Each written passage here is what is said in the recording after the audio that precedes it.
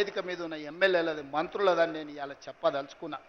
ఇవాళ అదే కాదు, ఇవాళ ఈ జట్రోలు గ్రామానికి వచ్చినా అంటే యంగ్ ఇండియా ఇంటిగ్రేటెడ్ స్కూల్ అక్క స్కూల్లో బడికి సున్నమేనికే 2 లక్షలు ఇచ్చినోడు లేడు. కానీ ఈ కొల్లాపురి అడవి ప్రాంతంలో ఉన్న మా సోదరులు చదువుకోవాలి, ఈ దేశానికే తలమానికంగా మారాలని 200 కోట్ల రూపాయలతోని 25 ఎకరాలలో ఇవాళ యంగ్ ఇండియా ఇంటిగ్రేటెడ్ స్కూల్ ఈడ ప్రారంభించుకున్నాం. ఈ సభ జరిగిన ప్రాంగణంలోనే రేపు పాఠశాల కట్టబోతున్నాం. సంవత్సరంన్నర తిరిగే లోపల ఈడ అద్భుతమైన హైటెక్ సిటీ పక్కన ఐటీ కంపెనీల కంటే గొప్పగా young India integrated residential school కట్టి మళ్ళా ఇక్కడికి వస్తా, ఆ పిల్లల్ని కలుస్తా, ఆ పిల్లలకి చెబుతా. మీ కొల్లాపూర్ కోసం మీ ఎమ్మెల్యే గారు మీ మంత్రి గారు నన్ను అడిగి కొట్లాడి జట్రోల్కి యంగ్ ఇండియా రెసిడెన్షియల్ స్కూల్ తీసుకొచ్చిండు. వాటిని కట్టండి, ఇందులో చదువుకోండి. మీ సోదరుడిగా నేనున్నా మీ అభివృద్ధి పదాన్ని నడిపించడానికని. ఇదే కాదు, ఈ 18 నెలల్లో ఇతర దేశాలు పర్యటనలు చేసి ఇతర రాష్ట్రాలు ఇతర దేశాల నుంచి 3 లక్షల కోట్ల రూపాయల పెట్టుబడులు తెచ్చి 1 లక్ష పైగా ప్రైవేటు ఉద్యోగాలు ఈరోజు మన రాష్ట్రంలో ఇచ్చినాం. యంగ్ ఇండియా స్కిల్ యూనివర్సిటీ కావచ్చు, యంగ్ ఇండియా స్పోర్ట్స్ యూనివర్సిటీ కావచ్చు, young India integrated residential schools కావచ్చు. ఈరోజు రెసిడెన్షియల్ స్కూళ్ళల్లో కాస్మెటిక్ ఛార్జెస్ 200% పెంచినాం. ఈరోజు భోజనాలకు 40% పెంచినాం. పేదోళ్ళ పిల్లలకు మంచి భోజనం పెట్టాలి, మంచి చదువు చెప్పించాలనేదే మా తాపత్రయం. అందుకోసం నీకు దుఃఖం వచ్చిందా చంద్రశేఖరరావు అని నేను అడుగుతున్నా. పేదోళ్ళ పిల్లలు చదువుకోబట్టి, పేదోళ్ళ పిల్లలకు ఉద్యోగాలు రాబట్టే, ఆడబిడ్డలు బయటికి రాబట్టే, మా అక్కల చేతుల నగదు ఉండబట్టే మా అక్కలు బస్సులకు యజమానులైనరి, మా అక్కలు విద్యుత్ సంస్థలకు యజమానులైనరి, మా అక్కలు పెట్రోల్ బంకులకు యజమానులైనరి. ఇవాళ అందరూ బాగుపడుతుంటే ఇంకా మమ్మల్ని అడిగేటోడు ఎవడని ఆయన దుఃఖపడుతున్నాడు. అందుకే నీ దుఃఖం 10 ఏళ్ళ వరకు అట్లనే ఉంటుంది. అది పెరిగి పెద్దదై భూతమై నిన్ను కబలిస్తే తప్ప నీకు విముక్తి లేదు. నువ్వు శాపగ్రస్తుడివి చంద్రశేఖరరావు. నీ కళ్ళ ముందల్నే తెలంగాణ అభివృద్ధి చెందుతుంది. అభివృద్ధి చేసే బాధ్యత మేం తీసుకుంటాం. ఇవాళ ఈ వేదిక మీద నుంచి చెప్తున్నా, 94 నుంచి 10 ఏళ్ళు తెలుగుదేశం అధికారంలో ఉన్నది. 2004 నుంచి 2014 వరకు 10 ఏళ్ళు కాంగ్రెస్ అధికారంలో ఉన్నది రాజశేఖర రెడ్డి నాయకత్వంలో. 2014 నుంచి 2024 వరకు చంద్రశేఖరరావు ఈ తెలంగాణ రాష్ట్రానికి బీఆర్ఎస్ అధికారంలో ఉన్నది. 2024 నుంచి 2034 వరకు రాసుకో చంద్రశేఖరరావు. నీ డైరీలో కాదు, నీ గుండెల్లో రాసుకో. నీ కొడుకు గుండె మీద రాయి. 2034 వరకు ఈ సోదరుడు పాలమూరు బిడ్డ తెలంగాణకు ముఖ్యమంత్రిగా ఉంటాడు. పాలమూరు నుంచే ప్రజా ప్రభుత్వాన్ని నడుపుతాం. ఇది నా మాట. నువ్వు నీ గుండెల్లో రాసుకో చంద్రశేఖరరావు. పాలమూరు నుంచే శాసనం చేస్తాం.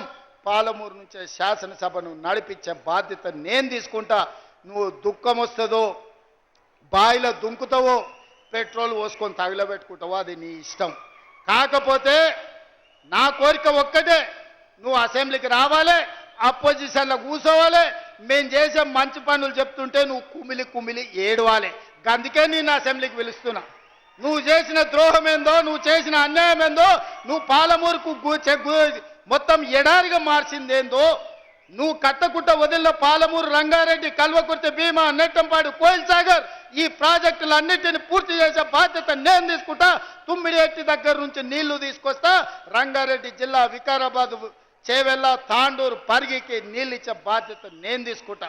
ఆంధ్రప్రదేశ్ ముఖ్యమంత్రి గారు కూడా విజ్ఞప్తి చేస్తున్నా.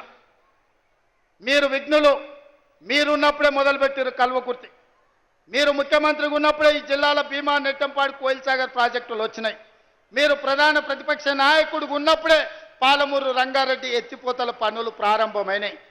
మరి మీరు ముఖ్యమంత్రిగా 10 ఏళ్ళు, ప్రతిపక్ష నాయకుడిగా 10 ఏళ్ళు ఉన్నప్పుడు మొదలుపెట్టిన ప్రాజెక్టులను మీరు అడ్డుకోవడం ఏ మేరకు న్యాయం? చంద్రశేఖరరావు గారు కట్టకపోతే చంద్రబాబు నాయుడు గారు అడ్డుకుంటే న్యాయమా?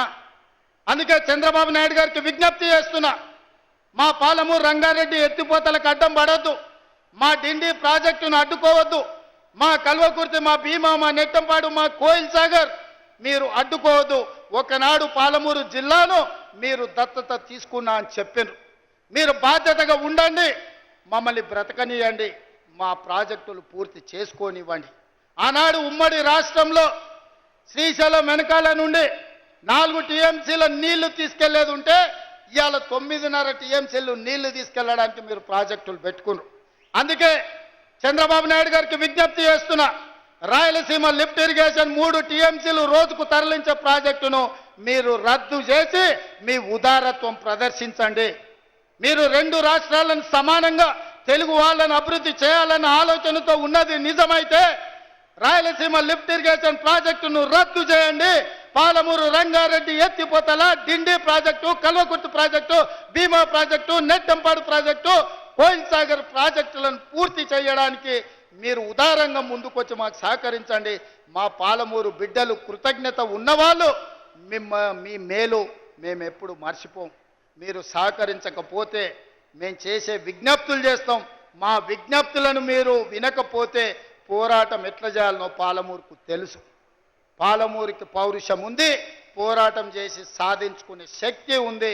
దానికి నాయకత్వం వహించే బాధ్యత నేను తీసుకుంటా సోదరులారా.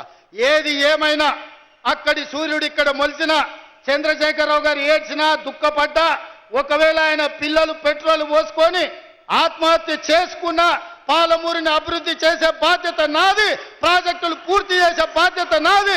ఈ దేశానికి పాలమూరు వలసల జిల్లా కాదు, పాలమూరు జిల్లా అంటే పరిపాలన అందిస్తుంది, దేశానికి ఆదర్శంగా ఉంటుంది అని చెప్పి ఈ గడ్డ మీద నుంచి పరిపాలన అందించే బాధ్యత మేము తీసుకుంటామని తెలియజేస్తూ మీ అందరికీ ఇంత ఓపికగా ఉండి నన్ను ఆశీర్వదించినందుకు ముఖ్యంగా మా అక్కలకు మనస్ఫూర్తిగా ధన్యవాదాలు తెలియజేస్తూ సెలవు తీసుకుంటున్న మిత్రులారా.